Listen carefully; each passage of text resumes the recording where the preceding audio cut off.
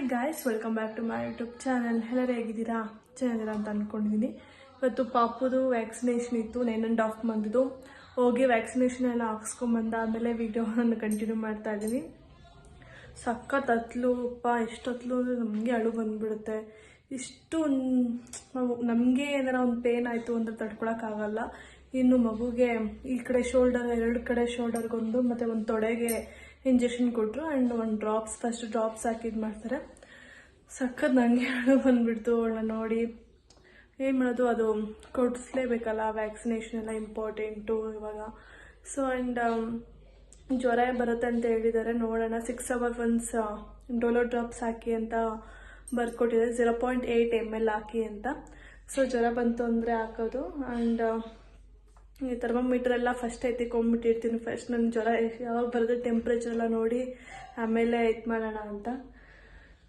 ಅಲ್ಲಿ ಹತ್ತಿದಷ್ಟೇ, ಮತ್ತೆ ಮನೆ ಬಂದಾದ್ಮೇಲೆ ಏನು ಹತ್ತಿಲ್ಲ. ಮಲ್ಕೊಂಡಿದ್ದಾಳೆ. ಆಮೇಲೆ ಮತ್ತೆ ಒಂದು ಹಾಫ್ ಆನ್ ಅವರ್ ಆದಮೇಲೆ ಎಬ್ಬಿಸಿ ಅವಳಿಗೆ ಫುಡ್ ರೆಡಿ ಮಾಡಬೇಕು. ಇವಾಗ ಹೋಗಿ ಫುಡ್ ರೆಡಿ ಮಾಡಿ ಅವಳಿಗೆ ತಿನ್ಸಿದ್ರೆ ಸಾಕು.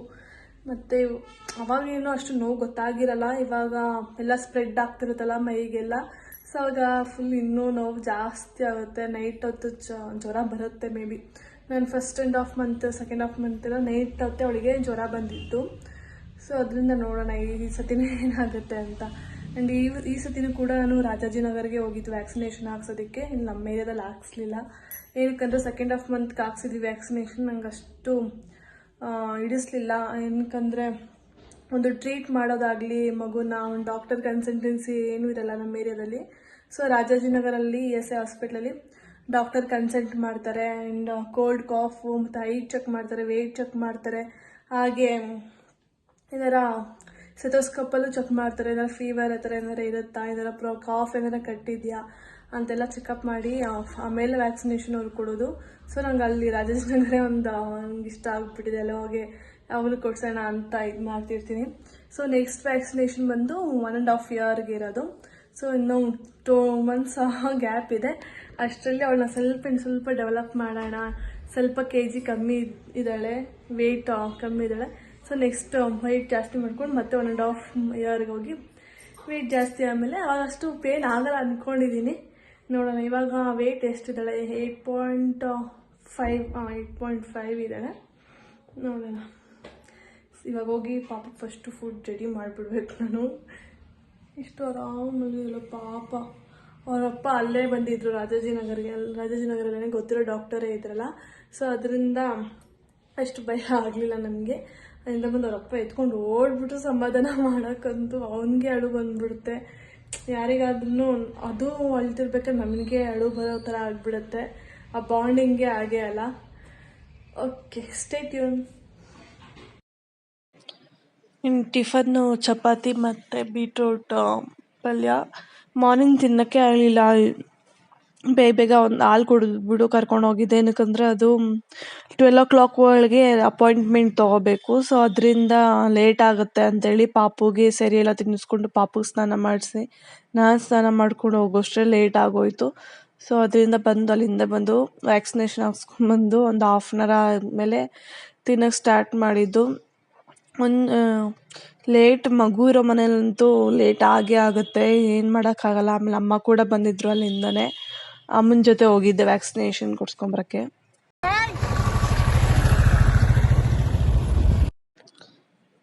ಇದು ನವಡೇಸಲ್ಲಿ ಪಾಪುಗೆ ಸರಿ ತಿನ್ನಿಸೋದು ತುಂಬ ಕಷ್ಟ ಆಗ್ತಿದೆ. ಏನಕ್ಕಂದ್ರೆ ಅವಳಿಗೆ ಒಂದೇ ಟೇಸ್ಟ್ ತಿನ್ನಿಸ್ತೀವಲ್ಲ, ಸೊ ಅಷ್ಟು ಲೈಕ್ ಆಗಲ್ಲ ಅಂತ ಹೇಳ್ಬಿಟ್ಟು ಏನೇನೋ ಬೇರೆದೆಲ್ಲ ನೋಡ್ಕೊಂಡಿದ್ದೀನಿ. ಆ ಥರ ಎಲ್ಲ ಫುಡ್ ಪ್ರಿಪೇರ್ ಮಾಡಿ ತಿನ್ನಿಸ್ಬೇಕು ಇವತ್ತಿಂದ ಯೂಟ್ಯೂಬಲ್ಲಿ ನಾನು ನೋಡಿದ್ದೀನಿ. ಆ್ಯಂಡ್ ಉಗಿತಾಳೆ ಜಾಸ್ತಿ ಸರಿ. ಅವಳಿಗೆ ಹೊಟ್ಟೆ ತುಂಬೋವರೆಗೂ ತಿಂತಾಳೆ. ತುಂಬಿದ ತಕ್ಷಣ ಮತ್ತೆ ಏನಾದ್ರು ತಿನ್ಸೋಕೆ ಹೋಯ್ತು ಅಂದರೆ ಉಗ್ಬಿಡ್ತಾಳೆ. ಆ್ಯಂಡ್ ಈ ರೋಡು ನನ್ನ PU ಕಾಲೇಜ್ ಓದಿದ್ದು ಕಾಲೇಜ್ ರೋಡ್ ಇದು. ನನ್ನ ಬಸ್ ಸ್ಟ್ಯಾಂಡ್ ಅಲ್ಲೇ ನಿಂತ್ಕೋತಾ ಇದ್ದಿದ್ದು. ಮೋದಿ ಹಾಸ್ಪಿಟಲ್ ಇದೆಯಲ್ಲ, ಐ ಕೇರ್, ಅದು ಆಪೋಸಿಟೇ ಬಸ್ ಸ್ಟ್ಯಾಂಡ್ ಇತ್ತು. ನಾನು ಓದಿದ ಕಾಲೇಜು ದೀಕ್ಷಾ ಇಂಟಿಗ್ರೇಟೆಡ್ ಕಾಲೇಜು. ಸೊ ಆ ಮೆಮೊರೀಸ್ ಎಲ್ಲ ಇವಾಗ ಒಂಥರ ಚೆನ್ನಾಗಿತ್ತು. ಆ ರೋಡಲ್ಲಿ ಹೋಗ್ತಿರೋಕ್ಕೆ ನಾನು ನಮ್ಮ ಫ್ರೆಂಡ್ಸ್ ಎಲ್ಲ. ಸೊ ಅದೇ ಮಾತಾಡ್ಕೊಂಬರ್ತಿದ್ದೆ ನಮ್ಮಮ್ಮ ಹತ್ರ. ಇಲ್ಲೆಲ್ಲ ಎಷ್ಟು ಸತಿ ಓಡಾಡಿದ್ವಿ, 2 ವರ್ಷ ಫುಲ್ ಓಡಾಡಿದ್ದೀವಿ ಅಂತ. ಈ ಲೆಫ್ಟ್ ತೊಗೊಂಡು ಹೋಗಬೇಕು. ತುಂಬ ಚೆನ್ನಾಗಿತ್ತು ಆ ಕಾಲೇಜಂತೂ. ಆ ಮೆಮೊರೀಸ್ ತುಂಬ 2 ವರ್ಷ ಇದ್ರೂ ಫ್ರೆಂಡ್ಸ್ಗಳ ಹತ್ರ ಎಂಜಾಯ್ ಮಾಡ್ಕೊಂಡು ಆರಾಮಾಗಿ ಡ್ಯಾನ್ಸ್ ಎಲ್ಲ ಆಡಿಕೊಂಡು ಫ್ರೆಷರ್ಸ್ ಡೇಗೆ ಆ ಥರ ಎಲ್ಲ ಎಂಜಾಯ್ ಮಾಡಿದ್ವಿ. ಸೊ ಅದೇ ಮೆಮೊರೀಸ್ ಇವಾಗ. ಆ ರೂಟಲ್ಲೇ ಬಂದ್ರಲ್ಲ, ನವಾರಂಗ್ ರೂಟಲ್ಲಿ. ಸೊ ಅಲ್ಲೇ ಕಾಲೇಜ್ ಇತ್ತಲ್ಲ, ಸೊ ಅದೊಂದು ವೀಡಿಯೋ ಮಾಡಿಕೊಂಡೆ, ಕ್ಯಾಪ್ಚರ್ ಮಾಡಿಕೊಂಡೆ, ಮಾತಾಡೋ ನಮ್ಮ ಕಾಲೇಜ್ ಬಗ್ಗೆ ಅಂತ. ಆ್ಯಂಡ್ ರಾಜಾಜಿನಗರಲ್ಲಂತೂ ಅಂದರೆ ಅಪಾಯಿಂಟ್ಮೆಂಟ್ ತೊಗೋಬೇಕು. ಅಲ್ಲಿ 11 o'clock ಒಳಗೆ ಅಷ್ಟೇ ಕೊಡೋದು ಅಪಾಯಿಂಟ್ಮೆಂಟ್. ಆಮೇಲೆ ಬಂದವರಿಗೆ ಇಲ್ಲ, ಏಕೆಂದರೆ ಅಷ್ಟು ಸ್ಟಾಕ್ ಅಂತ ಇದ್ಬಿಟ್ಟಿರುತ್ತಲ್ಲ, ಅದಾದಮೇಲೆ ಇರೋಕ್ಕಾಗಲ್ಲ. ಆ್ಯಂಡ್ ಹಾಸ್ಪಿಟಲ್ ರೀಚ್ ಆದ್ವಿ. ಎಷ್ಟು ಜನ ಇರ್ತಾರೆ ಗೊತ್ತಾ ESI ಹಾಸ್ಪಿಟಲಲ್ಲಂತೂ. ಒಂದು ಕಡೆ ಬೇರೆ ಬೇರೆ ಟ್ರೀಟ್ಮೆಂಟಿಗೆ ಬಂದೇ ಬಂದಿರ್ತಾರೆ ಅಲ್ಲಿ ಹಾಸ್ಪಿಟ್ಲಲ್ಲಂತೂ. ಒಂದು ವ್ಯಾಕ್ಸಿನೇಷನ್ಸ್ ಅಂದರೆ, ಇನ್ನೊಂದು ಬೇರೆ ಬೇರೆ ಟ್ರೀಟ್ಮೆಂಟಿಗೆ ESI ಗೊತ್ತಲ್ಲ ನಿಮಗೇನೆ. ಮಲ್ಕೊಂಬಿಟ್ಟೈತೆ.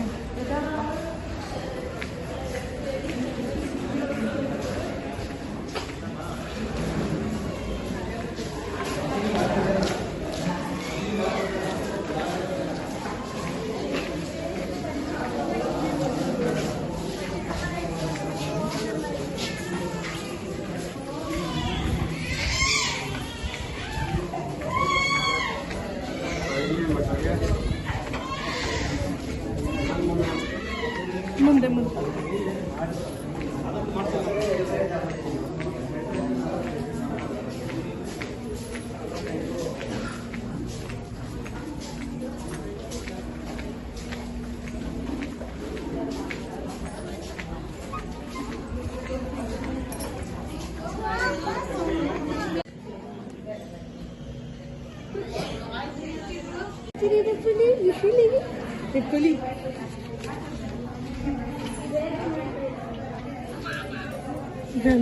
ರಾಧಾ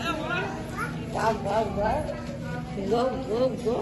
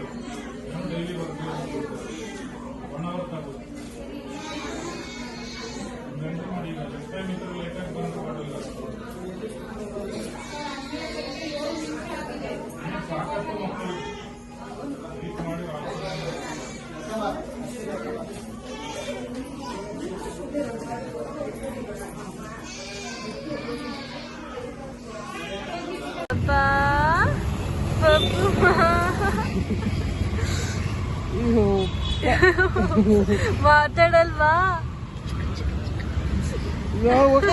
ಚಿಕ್ಕು ಚಿಕ್ಕು ಬೇಡ, ಚಕ್ಕು ಚಕ್ಕು ಬೇಡ, ಒಡೆ ಬಿಡು ಮಗನೇ, ಹೊಡೆದೇ ಬಿಡಿನಿ ಬಿಡಿಯಪ್ಪ ಅವ್ರನ್ನ, ಒಡಿಯೇನೆ ಬಿಡಿಯಪ್ಪ. ಆ್ಯಂಡ್ ಪೊಮೊಗ್ರನೇಟ್ ಜ್ಯೂಸ್ ಕುಡ್ಕೊಂಡು ಹಂಗೆ ಹೊರಟ್ವಿ. ಕ್ಯಾಬಿಗೆ ವೇಟ್ ಮಾಡ್ತಾಯಿದ್ವಿ. ಅಲ್ಲೇ ನನ್ನ ಹಸ್ಬೆಂಡ್ ಕೂಡ ಬಂದಿದ್ದರು ಪಾಪುಗೆ ವ್ಯಾಕ್ಸಿನೇಷನ್ ಹಾಕ್ಸ್ಬೇಕಾರೆ. ಸೊ ಅದಾದಮೇಲೆ ಪಾಪು ನೋಡಿ ಅಲ್ಲಿ ಹತ್ತಿದ್ದು ಅಷ್ಟೇ ಹಾಸ್ಪಿಟ್ಲ್ ಹತ್ರ, ಮತ್ತೆ ಅಳ್ಳಿಲ್ಲ, ಆರಾಮಾಗಿದ್ಲು. ಮನೆಗೆ ಬಂದ ಆಮೇಲೆ ಅಷ್ಟೇ, ಇವಾಗಲೂ ಆರಾಮಾಗಿದ್ದಾಳೆ. ನೈಟ್ವರೆಗೂ ಆರಾಮಾಗಿದ್ಲು. ಜ್ವರ ಲೈಟ್ ಫೀವರ್ ಬಂದಿತ್ತು. ಸೊ ಡೋಲೋ ಡ್ರಾಪ್ಸ್ ಹಾಕಿದ್ದೀನಿ, 0.8 ml ಅಂತ ಕೊಟ್ಟಿದ್ದರು. ಅದಾದಮೇಲೆ ತೊಡೆಗೆ ಮತ್ತು ಕೈಗೆಲ್ಲ ಇಂಜೆಕ್ಷನ್ ಕೊಟ್ಟಿದ್ರಲ್ಲ, ಸೊ ಈ ಜೆಲ್ಲೊಂದು ಹಾಕಿ ಅಂತ ನನ್ನ ಕಸಿನ್ ಹೇಳಿದ್ದು. ಸೊ ಅದರಿಂದ ಹಾಕಿದ್ದೆ. ಇನ್ನು ಚೆನ್ನಾಗಿ ಪೇನ್ ಅಷ್ಟು ರಿಲೀಫ್ ಆಗುತ್ತೆ, ಅದು ತುಂಬ ಚೆನ್ನಾಗಿತ್ತು. ಆ್ಯಂಡ್ ಹಂಗೆ ನಮ್ಮ ಉಮ್ಮಕ್ಕ ಮನೆಗೆ ಹೋಗಿದ್ದೆ. ಸೊ ಅವರು ಚಾಕ್ಲೇಟ್ಸು, ಸ್ವೀಟ್ಸ್ ಎಲ್ಲ ಕೊಟ್ಟಿದ್ದರು. ಸ್ವೀಟ್ಸ್ ಎಲ್ಲ ಕ್ಯಾಪ್ಚರೇ ಮಾಡ್ಕೊಳ್ಳಿಲ್ಲ. ಆ್ಯಂಡ್ ಆಯ್ತಲ್ಲ, ವ್ಯಾಕ್ಸಿನೇಷನ್ ಎಲ್ಲ ಆಯಿತು. ಆ್ಯಂಡ್ ನಮ್ಮಮ್ಮ ಅಲ್ಲೇ ಇದ್ದರು ಒಂದು ಸಂಜೆವರೆಗೂ. ಅದಾದ್ಮೇಲೆ ಅಜ್ಜಿನೂ ಕರ್ಕೊಂಬಂದಿದ್ರು, ಮನೇಲಿ ಒಬ್ಬರೇ ಇರ್ತಾರೆ ಅಂತ ಹೇಳ್ಬಿಟ್ಟು. ಸೊ ಆಮೇಲೆ ಹೋಗ್ಬೇಕಾರೆ ಅಜ್ಜಿನ ಕರ್ಕೊಂಡೋದ್ರು ಅಮ್ಮ.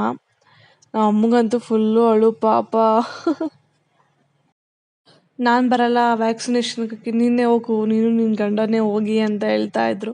ಯಾಕೆ ನಂಗೆ ಇಷ್ಟು ನೋವು ಕೊಡ್ತೀರಾ ನನ್ನ ಕರೆಸ್ಕೊಂಡು ಅಂದರೆ ಮಗು ಅಳೋದು ನೋಡೋಕ್ಕಾಗಲ್ಲ, ಅದು ಬೇರೆ ಅವರೇ ಹಿಡ್ಕೊಂಡಿರ್ತಾರೆ. ಸೊ ಅದರಿಂದ ಅವ್ರಿಗೂ ಬೇಜಾರು. ಅದಾದ್ಮೇಲೆ ಬಾ ಬಾ ಅಂತ ಹಿಂಸೆ ಮಾಡಿಕೊಂಡು ಕರ್ಕೊಂಡು ಹೋಗಿದ್ದೆ. ಇವಾಗ ಎಷ್ಟು ಆರಾಮಾಗಿದ್ದಾಳೆ.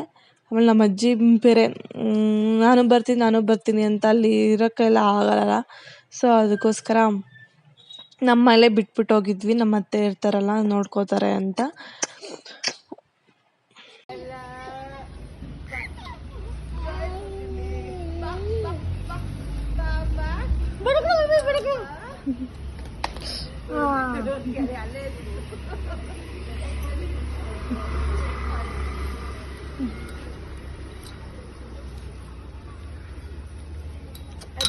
ಬಾಯ್.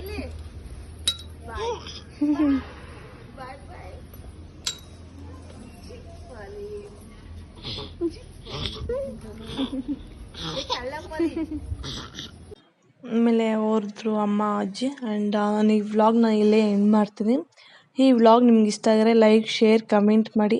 ಹಾಗೆ ಯಾರೆಲ್ಲ ನನ್ನ ಚಾನಲ್ನ ಸಬ್ಸ್ಕ್ರೈಬ್ ಮಾಡ್ಕೊಂಡಿಲ್ಲ, ಪ್ಲೀಸ್ ನನ್ನ ಚಾನಲ್ನ ಸಬ್ಸ್ಕ್ರೈಬ್ ಮಾಡಿಕೊಂಡು ವೀಡಿಯೋಸ್ ನೋಡಿ. Thanks for watching. ಅಲ್ಲಿವರೆಗೂ ಕೀಪ್ ವಾಚಿಂಗ್. Take care.